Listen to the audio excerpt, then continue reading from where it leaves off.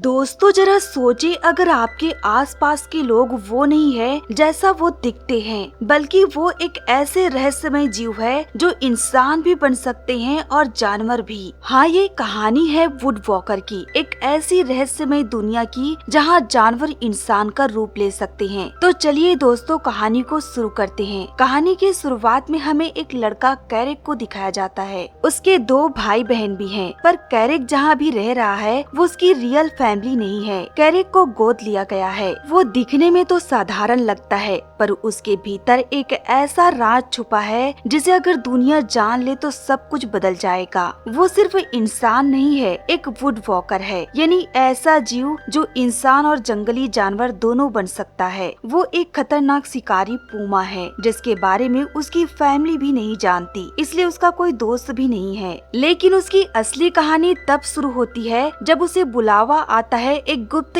School clear water ice से। वहाँ के पढ़ने वाले बच्चों से लेकर टीचर भी एक वुड वॉकर है जिसके बारे में इंसान नहीं जानते। वो तो अनुमान तक नहीं लगा सकते कि उनके बीच एक ऐसा स्कूल भी है जहाँ पढ़ने वाले दिखते तो इंसान है, पर है वो जानवर। उन्हें इंसानों से अपनी सच्चाई छुपा कर रखनी पड़ती है। वो इंसानों को जानने और समझने के लिए उनके बीच रहते हैं। स्कूल में आने के बाद उसकी टीचर लीसा कैरिक को उसका रूम दिखाती है। यहाँ आके कैरिक बहुत जल्द दोस्त भी बना लेता है, क्योंकि यहाँ सब उसके जैसे ही थे। हॉली जो एक चंचल गिलहरी है और ब्रैंडन जो ताकतवर बाइसन है। कैरिक यहाँ दोस्त के साथ साथ अपना दुश्मन भी बना लेता है, जेफरी जो एक शिकारी भेड़िया है जो हमेशा अपने झुंड में रहता है। वहाँ स्कूल में उससे एक जाना माना शख्स एंड्रयू उससे मिलने आता है और उससे कहता है कि मैं तुम्हें तुम्हारे असली रूप में देखना चाहता हूँ। दरअसल वो भी एक पूमा है जिसे इंसान एक रईस आदमी एंड्रयू मिलिंग के नाम से जानते हैं। उसी ने कैरिक को ढूंढा और इस स्कूल में बुलाया। वहीं आगे जब कैरिक हॉली के साथ क्लास अटेंड करने जा रहा था, तभी उसे एक लड़की लुई मिलती है जो उन्हें किसी हादसे के बारे में बता रही थी। दरअसल आजकल ज्यादातर जानवर इंसानों पर हमला करने लगे हैं जो उन्हीं की तरह एक वुड वॉकर है, पर वो वुड वॉकर कौन है ये कोई नहीं जानता। वही इनकी क्लास जंगल के बीचों बीच होता है ताकि इंसानों की नजर इन पर ना पड़े। लुई के पिता इन्हें सिखाते हैं शेप शिफ्ट करना, यानी इंसान से जानवर बनना।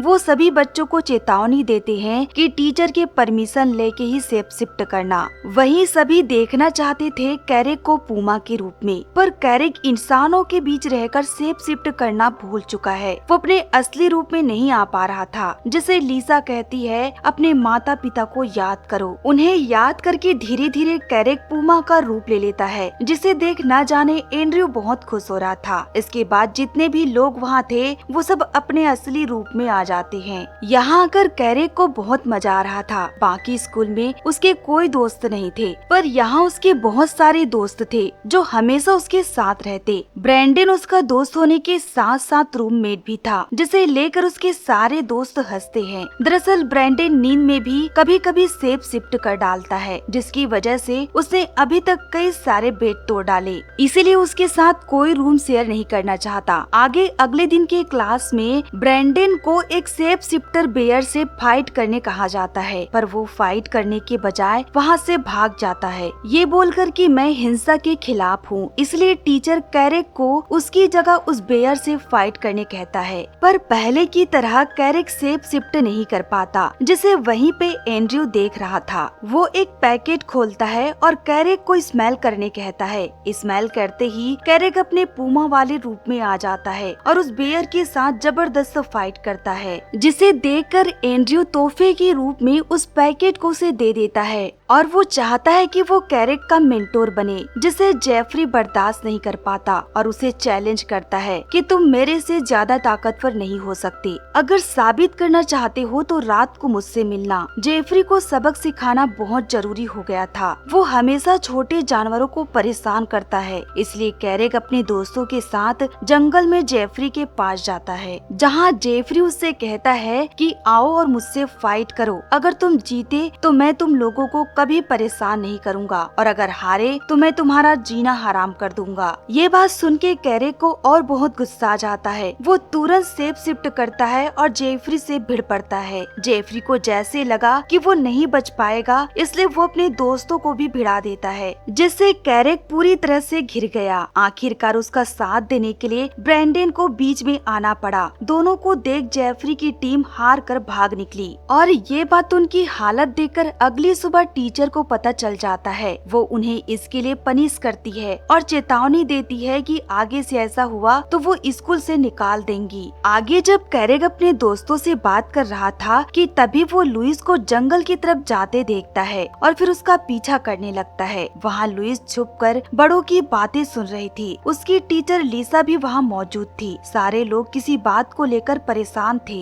जब लुइस वहाँ कैरेक को देखती है तो यहाँ के बारे में सब कुछ बताती है कि ये लोग उस वुडवॉकर को ढूंढना चाहते हैं जो इंसानों पर हमला कर रहे हैं। उसकी टीचर इसके सख्त खिलाफ थी। वो इंसानों के साथ शांति बनाए रखना चाहती है, इसीलिए वो ऐसे हमलों को रोकने के लिए छानबीन कर रही है। आगे अगले दिन एंड्रयू कैरेक को बहुत दूर जंगल की ओर ले आता है और उसे शिकार करना सिखाता है, जिसे जानने के बाद उसकी टीचर लिसा एंड्रयू से कहती है कि उसे पर्सनल ट्रीटमेंट देना बंद करो। हमारे यहाँ के सारे बच्चे एक समान हैं। लिसा समझ चुकी थी कि एंड्रयू के दिमाग में कैरेक को लेकर कुछ तो चल रहा है, इसलिए वो चाहती है कि वो उससे दूर रहे। और यही बात जब उसके दोस्तों को पता चलता है कि आज कैरेक ने किसी मासूम जानवर का शिकार किया है तो वो उससे बहुत नाराज हो जाते हैं, खासकर लुइस, क्योंकि उसकी माँ पर किसी पूमा ने ही हमला किया था, जिससे उसकी हालत ऐसी हो गई कि वो चल भी नहीं पाती। इसके बाद लुइस कैरेक से बात करना बंद कर देती है। वहीं रात को कैरेक जब सो रहा था तब अचानक उसकी नींद खुल जाती है। वो खिड़की से जेफरी और उसके दोस्तों को स्कूल से बाहर जाते हुए देखता है। उसे शक हो जाता है कि वो कुछ तो करने वाला है, इसीलिए वो उनका पीछा करने लगता है। जेफरी अपने दोस्तों के साथ पास के एक फैक्ट्री में जाता है और वहाँ के गार्ड को डरा कर भगा देता है। वो सभी मिलकर मशीन की वायरों को नुकसान पहुँचा रहे थे, जिसे देख कैरेक उनसे पूछता है कि ये तुम क्या कर रहे हो। जेफरी कैरेक को वहाँ देखकर गुस्सा हो जाता है। वो उससे फाइट करने ही वाला था कि एंड वक्त पर एंड्रयू वहाँ पहुँचता है। वो सभी बच्चों को स्कूल छोड़ के कैरेक को अपने साथ अपने घर ले आता है। लिसा उसकी टीचर जिस वुडवॉकर को ढूंढ रही थी वो एंड्रयू है। जितने भी हमले इंसानों पर हुए हैं उसे एंड्रयू ने करवाया है और वो ऐसा इसलिए कर रहा है क्योंकि इंसानों ने उसकी पत्नी और उसकी बेटी को मार डाला। उसे ऐसा लगता है कि इंसान हमेशा जानवरों पर अत्याचार करते हैं, उनके जंगलों को तबाह करते हैं, इसीलिए वो इंसानों के द्वारा बनाई गई मशीनों को भी खराब करता है ताकि वो पास के जंगल को बचा सके। और वो चाहता है कि कैरेक भी उसका साथ दे। कैरेक इंसानों को चोट नहीं पहुंचाना चाहता। वो एंड्रयू से कहता है कि मुझे सोचने के लिए समय दो, जिससे एंड्रयू मान जाता है और कहता है कि जल्दी सोचकर बताना, हमें तुम्हारे जैसे पूमा की जरूरत है। वहीं अगले दिन ब्रैंडन सेफ शिफ्ट करके दौड़ रहा था कि तभी एक गाड़ी से टकरा जाता है। ये गाड़ी दरअसल कैरेक की फैमिली की थी। वो कैरेक को बहुत ज्यादा याद कर रहे थे, इसीलिए अचानक मिलने चले आते हैं। पर इस तरह उनका स्कूल में अचानक आना लिसा को सही नहीं लगा।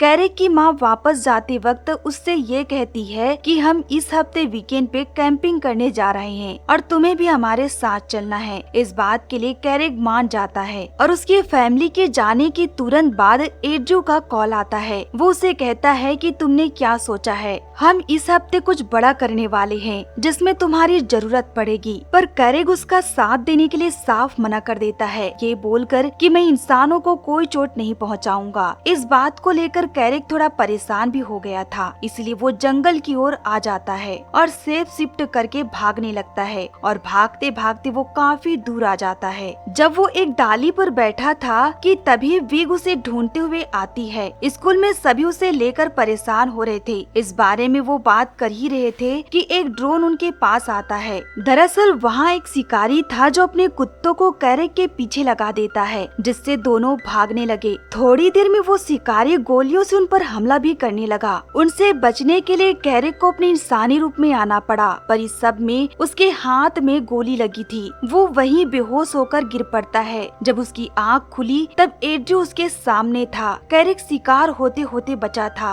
एंड्रयू से समझाता है कि इंसान दिन ब दिन जानवरों का शिकार कर रहे हैं और तुम जानते हो वो नेशनल पार्क के पास वाले जंगल पर एक माइन बनाने वाले हैं, जिससे जंगल को काफी नुकसान होने वाला है और जहाँ इंसान रहते हैं वहाँ से जानवरों को भागना पड़ता है। वो कैरेक से पूछता है कि क्या तुम अब भी हमारी मदद नहीं करोगे। वो उससे वादा करता है कि वो केवल उनके मशीनों को नुकसान करेंगे ताकि उनका काम रुक जाए। वो इंसानों को जरा सा भी चोट नहीं पहुंचाएंगे। ये सुन के कैरेक उनका साथ देने के लिए तैयार हो जाता है। अपने मिशन में जाने से पहले एड्रू सभी को अपना अपना काम समझाता है और फिर वो उस पहाड़ी पर पहुंच जाते हैं जिसके नीचे माइन बनाने का काम चालू था। वो बहुत सारे पेड़ को काट चुके थे। नीचे ऐसे बहुत सारे वर्कर थे जो अभी तक काम कर रहे थे, जिन्हें वहाँ से भगाने के लिए एड्रू जेफरी और उनके दोस्तों को भेज देता है। जेफरी नीचे जाकर सारे वर्करों को डरा कर वहाँ से भगा देता है। वहीं जब कैरेक जानवरों को वहाँ से भगा रहा था कि तभी उसी पहाड़ी के नीचे वो अपनी फैमिली को देख लेता है जो कैंपिंग कर रहे थे। हालांकि कैरेक ये जानता था कि उसकी फैमिली कैंपिंग करने जा रही है, पर उसे ये नहीं पता था कि वो इसी पहाड़ी के नीचे आएंगे। ये देखते ही दौड़कर वो एड्रू के टीम के पास जाता है जो नीचे मशीनों पर लकड़ी के गट्ठल गिराने का प्लान कर रहे थे।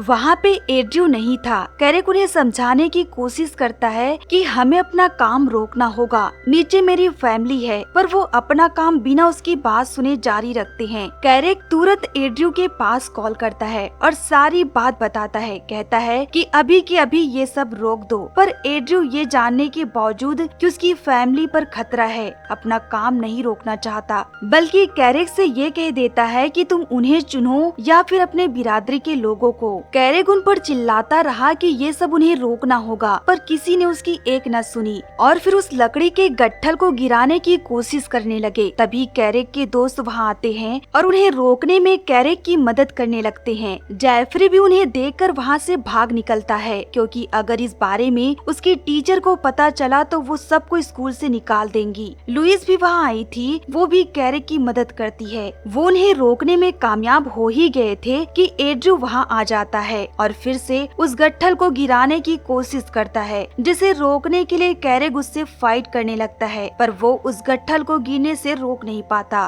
सारे लकड़ी के गट्ठल मशीनों पर गिरकर उन्हें नष्ट कर देते हैं और फिर उस पहाड़ी से लुढ़कते हुए उसकी फैमिली की तरफ जाने लगे। कैरेक उन्हें बचाने के लिए अपनी परवाह न करके लकड़ियों के साथ दौड़ने लगा। इधर उनकी फैमिली समय रहते लकड़ियों के गिरने की आवाज सुन लेते हैं, इसलिए वो एक ऐसी जगह जाकर छुप जाते हैं जहाँ से वो बच सके, पर उसकी बेटी वहीं छूट जाती है। उसके ऊपर जैसे ही वो लकड़ियाँ गिरने वाले थे कि कैरेक उसे बचा लेता है। इस तरह उसकी फैमिली की जान बच गई। उसकी बेटी सभी से कह रही थी कि एक पूमा ने उसकी जान बचाई, पर कोई उसकी बात पर विश्वास नहीं करता। तभी उनके पास भागकर कैरेक इंसानी रूप में आता है और अपनी माँ को गले से लगा लेता है। थोड़ी देर में वहाँ एंड्रू भी आ जाता है और सभी से पूछने लगता है कि क्या यहाँ सब ठीक है। वो ऐसे जताने लगता है कि वो उनकी परवाह करता है। हेलीकॉप्टर बुलवा के उन्हें हॉस्पिटल भिजवा देता है। उनके जाने के बाद कैरेक उससे कहता है कि अब मैं तुम्हारे बारे में सबको बता दूंगा कि तुम ही इंसानों पर हमला करते हो।